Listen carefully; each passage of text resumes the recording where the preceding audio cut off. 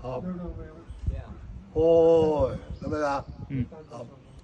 哦，在开的时候，这师傅重量在后边的，看不出来。他现在合到前面来了，重量喺前面啦，这全都换到前面了，后边是空的。將身體嘅重量交過去。你看，他把重量放在前面，看到嗎？但不在膝蓋上。經過個中定，重心喺呢度，經過個中定，立身中正安舒，千萬唔好咁樣。係。你看到嗎？平推過去㗎啦。和胯和重量也在前面的。你睇我手睇到啦，嗱。哦，嗱，開咗個腳嚇，又合到前面來，對嗎？哦，開到後邊去了。它很小，你看不見，但是那個重量一直在換。然後咧，它就在後邊去。手嘅重量咧，手嘅重量點樣揸住呢個咧？佢一壓過嚟，我已經打開咗啦。佢呢度係縮小㗎，但係呢度係放大㗎。嗱，呢度放大，即係重量在後腿。跟住咧，佢個勁力已經係因為我手往上，身往下，將佢抵消咗啦。拖住了我一點。抵消咗啦，我完全唔使用力㗎。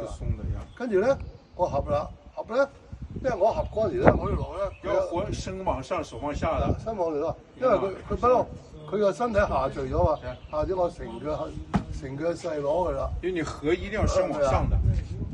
所以咧，如果你話係要做一個比較快嘅動作咧，係嘛？一個動作，但有開合的，先開後合。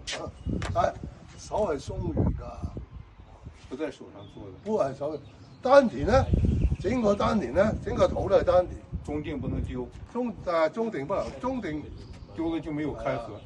同埋咧，呢個丹田咧，你要鬆咗兩個髖